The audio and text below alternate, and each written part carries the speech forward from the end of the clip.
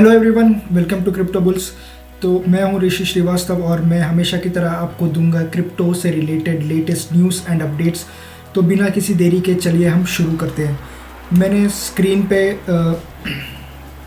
Coin market cap open करके रखा है। आप देख सकते हैं कॉइन मार्केट कैप ओपन किया है। यहाँ पे आप देख सकते हैं मार्केट कैप 2.85 ट्रिलियन पे बैठा है।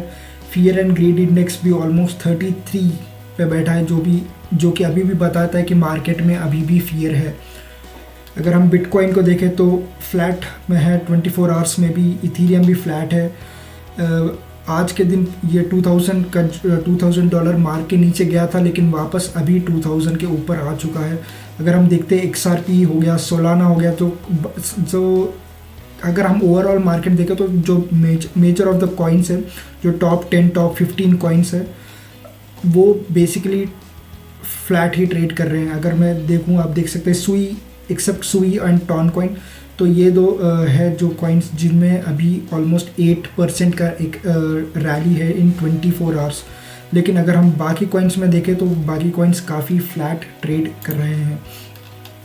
तो अगर मैं 24 आवर्स का टॉप गेनर्स देखूँ तो आप देख सकते हैं Berachain, Curve DAO, TON coin, Sui, Maker, ये कुछ टोकन्स है जो कि 24 आवर्स में टॉप गेनर्स है। इसके बारे में हमने लास्ट वीडियो में भी बात करा था। एंड अगर मैं 7 डेज़ का देखता हूँ तो Berachain, SPX 6900, Curve DAO 4, Cronos, तो जो लास्ट टाइम भी जब मैंने वीडियो बनाया था तो इनमें से काफ़ी टोकन्स थे जो टॉप गेनर्स थे, जो आज के वीडियो में भी टॉप गेनर्स है। तो बिना किसी देरी के चलिए हम पहले आर्टिकल पे जाते हैं। तो पहला न्यूज़ है XRP को लेके। तो XRP, जैसे आप सबको पता है, XRP आई थिंक कुछ हफ्तों पहले ही, कुछ दिनों पहले ही XRP SEC ने जो XRP के ऊपर केस किया था 4 साल पहले, उसको SEC ने, जो सिक्योरिटीज़ एक्सचेंज कमीशन है US का, उन्होंने अभी उस केस को डिसमिस कर दिया है। तो 4 साल पहले हुआ क्या था कि 4 साल पहले XRP के सिक्योरिटीज़ XRP का जो टोकन्स है उसको सेल किया गया था। एंड SEC ने उसको एक अनरजिस्टर्ड सिक्योरिटी सेल बता के उसके ऊपर केस कर दिया था 4 साल पहले, जब गेरी गेंसलर एंड बाइडेन एडमिनिस्ट्रेशन था। लेकिन अभी ट्रम्प है और SEC का नया चेयरपर्सन शायद मोस्ट प्रॉबली पॉल एटकिंस होंगे, जिनको ट्रम्प का भी सपोर्ट है। तो अभी देखते हैं, अभी तक कुछ कंफर्म नहीं है। बट अगेन SEC ने XRP के ऊपर केस जो था उसको डिसमिस कर दिया। उसके बाद से हमने XRP में ज़्यादा कुछ रैली अभी देखा नहीं है। उसको प्राइस का जो जंप हम लोग एक्सपेक्ट कर रहे थे जब ये केस डिसमिस हो जाएगा, वैसा हमको देखने को मिला नहीं है। बट एक गुड थिंग है, XRP के ऊपर ETF आने के चांसेस बढ़ चुके हैं। जैसा इस आर्टिकल में आप देख सकते हैं, इस आर्टिकल में जो पॉली मार्केट है, आप सब, पॉली मार्केट बेसिकली एक बेटिंग प्लेटफॉर्म है, एक प्रिडिक्शन प्लेटफॉर्म है, जहाँ पे लोग प्रेडिक्ट करके अगर उनका जो प्रेडिक्शन सही आता है तो उनको रिवॉर्ड दिया जाता है। तो वो पॉली मार्केट एक ऐसा प्लेटफॉर्म है। तो उसके ऊपर 85% ऑड्स ये XRP के ETF के फेवर में है। तो 85% is a huge number. Poly market काफ़ी पॉपुलर हुआ है लास्ट 1 ईयर से, जब से बिटकॉइन का ETF हो जाए, इथीरियम का ETF हो जाए, ये ट्रम्प का विक्ट्री हो जाए, वो सब में पॉली मार्केट ने जो भी रिज़ल्ट दिखाया था वही आउटकम था रियलिटी में। तो शायद क्या XRP का ETF भी आ सकता है, देखने वाली बात है। तो वो एक XRP को लेके काफ़ी पॉजिटिव है, काफ़ी एक ऑप्टिमिज़म है, एक्साइटमेंट है XRP कम्युनिटी में, क्योंकि जब से वो केस डिसमिस हुआ है तब से लोगों को और लगने लगा है कि शायद XRP का ETF आ सकता है। एक और दूसरा न्यूज़ है XRP को ही लेके। XRP ने, जैसे मैंने आपको पूरा स्टोरी अभी बताया, तो अभी उस वजह से क्या होगा कि जो $75 मिलियन का फ़ाइन SEC पे लगाया गया है कि वो XRP या रिपल लैब्स, जो XRP का कंपनी है, उनको दिया जाएगा। तो SEC के ऊपर फ़ाइन लगाया गया है एंड SEC रिपल को $75 मिलियन पे करेगा। तो which is again very very positive for XRP। अगर हम नए न्यूज़ पे जाते हैं, नेक्स्ट न्यूज़ है और रिलेटेड टू बिटकॉइन। तो बिटकॉइन में एक वेल एक्टिविटी देखा गया है। बिटकॉइन में almost 11 billion worth of BTC खरीदा गया था पिछले 2 वीक्स के अंदर। ये ग्लास नोड का डेटा शो कर रहा है। ग्लास नोड बेसिकली एक ऑन चेन एनालिटिक्स प्लेटफॉर्म है जहाँ पे हम लोग जो भी ऑन चेन एक्टिविटी हो रहा है वो हम देख सकते हैं। तो ग्लास चेन के अकॉर्डिंग, ग्लास नोड के अकॉर्डिंग ये एक नया अपडेट निकल के आ रहा है कि बिटकॉइन में का एक्यूमुलेशन अभी भी वेल्स कर रहे हैं। अगर हम दूसरे एक काफ़ी इंटरेस्टिंग आर्टिकल है जो ये गेम स्टॉप के ऊपर है, तो इसका ये स्टोरी मैं आपको शॉर्ट में समझा देता हूँ। तो गेम स्टॉप आप सबको पता ही है, एक लिस्टेड कंपनी है। गेम स्टॉप एक ऐसा रिटेलर है जो वीडियो गेम्स सेल करता है for Xbox, PS and controllers, devices. तो जो भी ये गेम रिलेटेड चीज़ें हैं, डिवाइसेस है, वो गेम स्टॉप उसका रिटेलर है और ये एक लिस्टेड कंपनी है, US एक्सचेंज पे लिस्टेड भी है।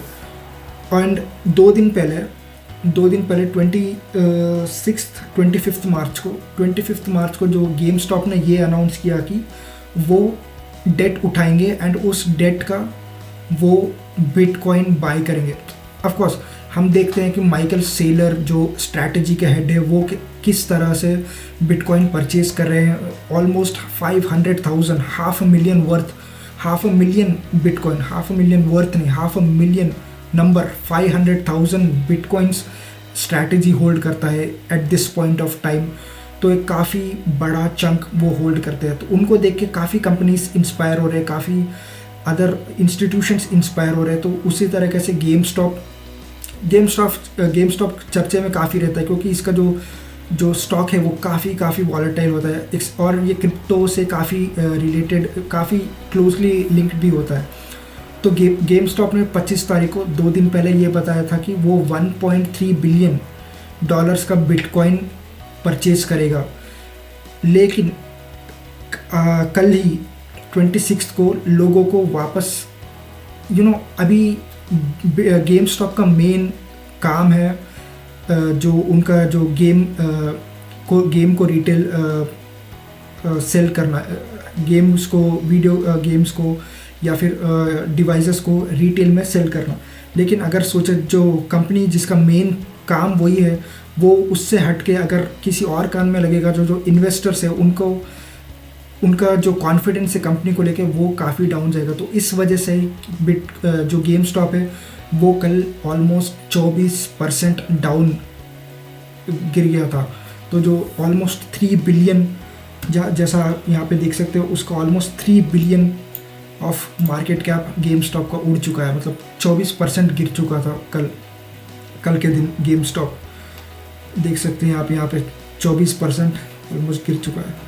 तो वही जब उसका मेन काम और वो है कि वो एक रिटेल स्टोर है फॉर गेम्स एंड एक्सेसरीज, लेकिन अगर वो उस पैसे का जबकि उसका जो बिज़नेस है वो काफ़ी बुरा कंडीशन में है, काफ़ी रिटेल स्टोर्स उसके बंद हो जा रहे हैं, उनका बिज़नेस अच्छा नहीं चल रहा है, वो वैसे टाइम पे वो अपना बिज़नेस नहीं संभाल के वो अपना फोकस बिटकॉइन परचेज पे लगा रहे हैं। तो जो उनके इन्वेस्टर्स है उनको थोड़ा इस कंपनी से कॉन्फिडेंस कम हुआ और उसके वजह से हम देखते हैं जब भी इन्वेस्टर्स का कॉन्फिडेंस किसी कंपनी को, किसी पर्टिकुलर कंपनी को लेके कम होता है, किसी बिजनेस को लेके कम होता है, तो हम उसमें एक अच्छा खासा क्रैश देख सकते हैं। तो अब ये काइंड ऑफ क्रैश ये एक दिन में 24% गिर जाना is not healthy for any company और एनी बिजनेस। एंड एक और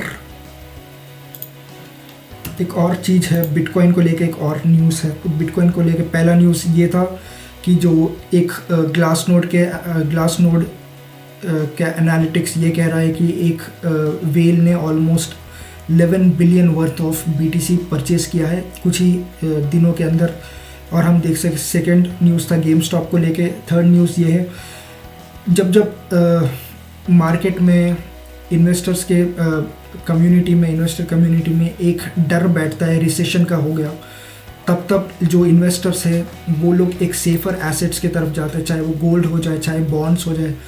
तो हम देखते हैं कि गोल्ड का प्राइस बढ़ता है जब रिसेशन का डर मार्केट में जैसा जैसा बढ़ता है उसी तरह गोल्ड का प्राइस भी बढ़ता है। तो यहाँ पे हम देख सकते हैं गोल्ड आज ऑलमोस्ट $3,000 का मार्क क्रॉस करके आगे ऑलमोस्ट 3100 के आसपास ट्रेड कर रहा है। ऑन द अदर हैंड जो जैसा क्रिप्टो जैसा रिस्कियर एसेट्स काफ़ी वॉलेटाइल होते हैं होने की वजह से वो काफ़ी नीचे चले जाते हैं, काफ़ी क्रैश उसमें हम देख सकते हैं। तो ये कभी भी इन्वर्सली प्रोपोर्शनल होता है। जब बिटकॉइन का प्राइस बढ़ेगा तो गोल्ड का प्राइस कम होगा, जब गोल्ड बढ़ेगा तो क्रिप्टो एंड बिटकॉइन का प्राइस कम होगा। तो एक इन्वर्स प्रोपोर्शन है, उस वजह से हमारे लिए ये इम्पॉर्टेंट है। अगला न्यूज़ है चेलो को लेके। चेलो एक L1 है, एक L1 था क्योंकि उसका नया अभी उसने रिसेंटली L2 को माइग्रेट किया है, उसी के ऊपर आर्टिकल है। आर्टिकल दिखा देता हूँ मैं आपको। तो Celo migration to L2 network is done bringing in new era of blockchain. तो मैं आपको शॉर्ट में बता देता हूँ क्या आर्टिकल है, चेलो क्या करता है, तो क्या हो रहा है, उसमें क्या नया अपडेट है। तो चेलो एक मोबाइल सेंटर्ड ब्लॉकचेन प्लेटफॉर्म है जहाँ पे आप डीफाई स्पेस हो गया, स्टेकिंग हो गया, वो सब आप मोबाइल से एक्सेस कर सकते हो। तो जो जिसके पास भी मोबाइल है वो यूजिंग चेलो क्रिप्टो ब्लॉकचेन उस स्पेस को एक्सेस कर पाता है। तो वो चेलो वैसा एक प्लेटफॉर्म प्रोवाइड करता है, वैसा एक ब्लॉकचेन है वो, जो एक खुद का ब्लॉकचेन ऑपरेट करता था अभी तक। L1 ब्लॉकचेन मतलब लेयर 1 है वो, चेलो अभी तक लेयर 1 था, लेकिन अभी वो इथीरियम पे माइग्रेट हो चुका है। तो इथीरियम पे वो एक नया L2 है। तो जब वो इथीरियम पे माइग्रेट होगा, एक नया L2 बनेगा ऑन इथीरियम, तो उसका जो स्केलेबिलिटी कंपैरेटिव एंड इथीरियम कंपैरेटिबिलिटी काफ़ी इम्प्रूव हो जाएगा, उसका ट्रांजैक्शन स्पीड्स बढ़ जाएगा, कॉस्ट्स रिड्यूस हो जाएगा। तो वो एक काफ़ी पॉजिटिव है चेलो के लिए। लेकिन अगेन जो भी मैं कॉइन्स, जो भी मैं टोकन्स, जो भी जिस भी ब्लॉकचेन के बारे में मैं इस वीडियो में या किसी भी वीडियो में मैं बात करता हूँ, वो कोई भी एक बाय रिकमेंडेशन या सेल रिकमेंडेशन नहीं होता है। वो हमेशा एक मेरा काम सिर्फ ये है कि मैं आपको न्यूज़ पढ़ के आपको उसको समराइज़ करके आपके सामने प्रेजेंट करूँ ताकि आपको डिसीजन लेने में थोड़ी बहुत मदद मिल सके। बट अगेन आपको खुद अपना रिसर्च करना है। Please DYOR do your own research and only then invest in any asset you want. तो चेलो के ऊपर ये इम्पॉर्टेंट, चेलो को लेके एक वेरी इंपॉर्टेंट न्यूज़ था। वो अभी एक L2 में माइग्रेट हो चुका है, इथीरियम पे माइग्रेट हो चुका है। तो जो भी लोग हैं, जो इथीरियम कम्युनिटी है, जो चेलो कम्युनिटी है, वो काइंड ऑफ अब ओवरलैप होता हुआ हम देख सकते हैं। नेक्स्ट आर्टिकल है move labs. Move labs last year he I think launch हुआ है मूव लैब्स। अगेन इसको ये काफ़ी मेटा से काफ़ी क्लोज है, क्योंकि मेटा के जो आई थिंक मेटा के ही कुछ इंजीनियर्स ने मूव को बनाया है, तो वो मूव इसलिए काफ़ी इम्पोर्टेंट है। मूव भी ऑलमोस्ट एक L1 के जैसा ही है, एक L1 ब्लॉकचेन के जैसा ही है। देन अगेन मूव को लेके एक वेरी पॉजिटिव न्यूज़ है कि वो लोग एक मूवमेंट का, जो मूवमेंट लैब्स है उसका एक स्ट्रेटेजिक रिजर्व बनाएंगे एंड उन्होंने $38 मिलियन का बायबैक अनाउंस किया है। तो उस वजह से मूव में 25% का जंप देखा गया है, तो which is very very positive for move. Next article है पॉली मार्केट को लेके। तो पॉली मार्केट मैंने जैसे वीडियो के स्टार्टिंग में बताया था, एक प्रेडिक्शन प्लेटफॉर्म है जहाँ पे कोई भी आके अपना प्रेडिक्शन पोस्ट कर सकता है, या कोई भी एक क्वेश्चन लाइक कोई आप जाके क्वेश्चन पोस्ट कर सकते हो कि क्या रिसेशन आने वाला है, एंड अगर लोग उस पर आएंगे, लोग उस पर प्रेडिक्ट करेंगे, एंड अगर उनका प्रेडिक्शन सही आता है तो उनको रिवॉर्ड दिया जाएगा, करस्पॉन्डिंगली उनको एक रिवॉर्ड दिया जाएगा जितना वो बेट करेंगे। आई थिंक जो भी उसका परसेंटेज होता है, जैसा बेटिंग ऐप्स मोस्टली काम करते हैं उस तरह से। तो poly market Uma blockchain use करता है। उमा ब्लॉकचेन एक बेसिकली ऑरेकल है जो एक्सटर्नल डेटा लेके ब्लॉकचेन को प्रोवाइड करता है। जैसे चेन लिंक हो गया, पिथ नेटवर्क हो गया, उमा भी उसी तरीके का एक ऑरेकल नेटवर्क है जो डेटा, ऑफलाइन डेटा जो ब्लॉकचेन पे प्रेजेंट नहीं होता, ऑफलाइन डेटा जो रियल वर्ल्ड डेटा हो गया, चाहे वो वेदर डेटा हो गया, चाहे वो किसी स्पोर्ट्स न्यूज़ हो गया, कोई फाइनेंशियल न्यूज़ हो गया, उस चीज़ का डेटा ब्लॉकचेन को प्रोवाइड करता है। That is what an oracle does. तो उमा भी उसी तरीके का एक ऑरेकल है।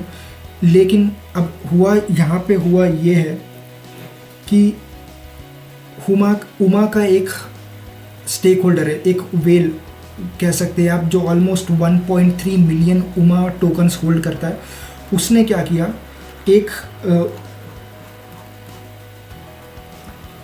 उसने क्या किया कि जो पॉली मार्केट पे एक प्रेडिक्शन था कि क्या मार्च एंड होने से पहले ट्रम्प और जो यूक्रेन के जो प्रेसिडेंट है वोलोदिमीर ज़ेलेंस्की, उनके बीच में ये जो रेयर मिनरल्स को लेके, रेयर अर्थ मिनरल्स को लेके एक डील होने वाली थी, क्या वो 31 मार्च से पहले हो जाएगी। आप सबको ही पता है, जो आई थिंक आज से 2 हफ्ते पहले जो वोलोदिमीर ज़ेलेंस्की है वो यूएस गए थे। उन्होंने ट्रम्प के साथ बातचीत करी थी इस वॉर के सिलसिले में ही कि वो रशिया से इस वॉर को लेके सीज़ फायर या फिर ये वॉर को कैसे स्टॉप किया जा सकता है उस बारे में। बट वो ट्रम्प ने कहा था कि मैं आपको ज़्यादा एड प्रोवाइड नहीं कर पाऊँगा अब मैं, एंड जो एड हमने आपको पहले प्रोवाइड किया था, जो हमने आपको डेट दिया था, लोन दिया था, जो भी हमने आपको इतने साल, जो 3 साल जो भी हमने आपको डेट प्रोवाइड करा था अब, एंड वेपन्स प्रोवाइड करते, उसका अब आपको पे बैक करना चाहिए। अगर आप पे बैक नहीं करते हैं तो आप हमारे साथ एक डील करिए। जो भी यूक्रेन में जो रेयर अर्थ मिनरल्स होते हैं, जो काफ़ी इंपॉर्टेंट होते हैं सेमीकंडक्टर्स के लिए, बैटरीज के लिए, वैसे रेयर अर्थ मिनरल्स हम जाके माइन करेंगे, यूएस जाके माइन करेगा एंड उसको सेल करेगा ग्लोबली। तो वैसा वो डील करना चाहते थे यूक्रेन के साथ, लेकिन यूक्रेन ने मना कर दिया, उस डील के लिए उन्होंने एक्सेप्ट नहीं किया। तो उसी चीज़ को लेके पॉली मार्केट पे ये बेट लगाया गया था। एंड अगेन जैसे मैंने बताया, पॉली मार्केट उमा ब्लॉकचेन को यूज़ करता है। तो जो उमा का जो वेल था, जो 1.3 मिलियन उमा टोकन होल्ड करता था, उसने इस चीज़ को मैनिपुलेट किया, इस चीज़ का एडवांटेज उठा के जो प्रेडिक्शन था वो 100% यस तक लेके चलेगा, मतलब 100% यस की ये डील हो जाएगी। देन अगेन पॉली मार्केट के जो यूज़र्स हैं, जो ब्लॉकचेन जो यूज़ करते हैं, उन्होंने इस चीज़ को लेके कंसर्न उठाया एंड अगेन वो रिजॉल्व हो चुका है। तो ये था पूरा स्टोरी पॉली मार्केट को लेके। नेक्स्ट न्यूज़ है एक और मीम कॉइन को लेके। मीम कॉइन के बारे में हम काफ़ी, हर वीडियो में जब भी मैं एक वीडियो बनाता हूँ, एक ना एक मीम कॉइन के बारे में एक आर्टिकल, एक न्यूज़ होता ही होता है। तो ये एक नया मीम कॉइन के बारे में है, जेली मीम कॉइन, जेली माई जेली, ये एक मीम कॉइन। तो इसका स्टोरी भी मैं आपको जल्दी शॉर्ट में बता देता हूँ। तो जेली माई जेली एक मीम कॉइन है which is on hyper liquid. Hyper liquid क्या है? हाइपर लिक्विड एक डेक्स है, डिसेंट्रलाइज्ड एक्सचेंज, जो आपको लेवरेज प्रोवाइड करता है। आपको उस पर आप ट्रेड कर सकते हैं, ठीक है, लेवरेज लेके आप उस पर ट्रेडिंग कर सकते हैं। तो अब यहाँ पे हुआ ये था कि जो जेली टोकन था उसको एक वेल जो जेली होल्ड करता था, जो काफ़ी सारा jelly, almost I don't know कितना जेली, यहाँ पे नंबर्स नहीं दिए गए, बट अगेन एक वेल है जो काफ़ी सारे जेली टोकन्स होल्ड करता था। उसने क्या किया, उसने एक 6 मिलियन का शॉर्ट लगाया जेली टोकन पे, 6 मिलियन का शॉर्ट लगाया एंड उसी शॉर्ट को उसने खुद ही लिक्विडेट कर दिया मार्केट को पंप करके। उसने शॉर्ट लगाया 6 मिलियन का, देन अगेन उसने 2 या 4 मिलियन का 2 अलग लॉन्ग पोजीशंस भी लिए। तो उसके वजह से क्या हुआ, मार्केट बढ़ने लगा, मार्केट पंप होने लगा एंड उसके टोकन्स ही लिक्विडेट होते गए एंड वो पैसे बनाने लगा। तो बट हुआ क्या, जो हाइपर लिक्विड है उसने, जो हाइपर लिक्विड फाउंडेशन है, जो हाइपर लिक्विड के पीछे जो कंपनी है, उन्होंने इस पोजीशन को क्लोज कर दिया। तो पोजीशन को क्लोज कर दिया एंड अगर वो पोजीशन को क्लोज नहीं करते तो वो ऑलमोस्ट 150 मिलियन बना लेता होता पैसा, $150 मिलियन वो अर्न करता इस एक पोजीशन से। लेकिन अगेन वो उन्होंने उस पोजीशन को क्लोज कर दिया। जब अचानक से जेली 400% अगर बढ़ गया तो जो यूज़र्स है, जो भी लोग होते हैं, जो कंपनी है, उनको डाउट हुआ कि क्या हो रहा है। तब उनको समझ में आया कि क्या गेम चल रहा है। देन अगेन उन्होंने तुरंत ही उस पोजीशन को क्लोज कर दिया। एक और मीम कॉइन के ऊपर एक और article, Ghibli meme coins search as internet flooded with studio Ghibli style AI images. तो इसको भी मैं आपको शॉर्ट में बता देता हूँ। एक और नया meme coin Ghibli, studio Ghibli, जो भी आप कहना चाहें। तो अगर आप AI को फॉलो करते हैं तो आपको पता होगा जो ओपन AI है, उन्होंने आई थिंक 2-3 दिन पहले ही अपना इमेज जनरेशन मॉडल निकाला था। इमेज जनरेशन, जहाँ पे आप जाके टेक्स्ट से या किसी प्रॉम्प्ट से आप एक इमेज जनरेट कर सकते हैं। ChatGPT जैसा ही आप उस पर एक इमेज भी जनरेट कर सकते हैं। तो ये ओपन AI ने निकाला था एंड लोगों ने, काफ़ी यूज़र्स ने क्या किया, इसको एक Ghibli style images, AI generated images बनाने लगे एंड ये काफ़ी वायरल हो गया। गिबली क्या है? स्टूडियो गिबली एक जापानीज़ एनिमेशन स्टूडियो है जो काफ़ी सारे एनिमेशन मूवीज़ निकाला है। मैं उसके नाम भी बता देता हूँ। 2 मूवीज़ के नाम यहाँ पे दिखाए गए, spirited away and my neighbour Totoro. तो ये कुछ 2 फिल्म के नाम यहाँ पे मेंशन किए गए हैं। तो ये एक एनिमेशन स्टूडियो है, स्टूडियो गिबली। तो जैसे ही ये चीज़ वायरल हुआ, जैसे ये इमेजेस वायरल हुए, अगेन जब भी कुछ चीज़ इंटरनेट पे वायरल जाता है उसका डेफिनेटली मीम कॉइन बनता ही बनता है, दैट इज़ फॉर श्योर। तो उसको ही लेके काफ़ी सारे मीम कॉइन्स बना दिए गए गिबली के नाम से, स्टूडियो गिबली के नाम से। अगेन पंप एंड डंप का चीज़ तो हमने हमेशा देखा ही है मीम कॉइन्स को लेके। तो यही सब चल रहा था बस।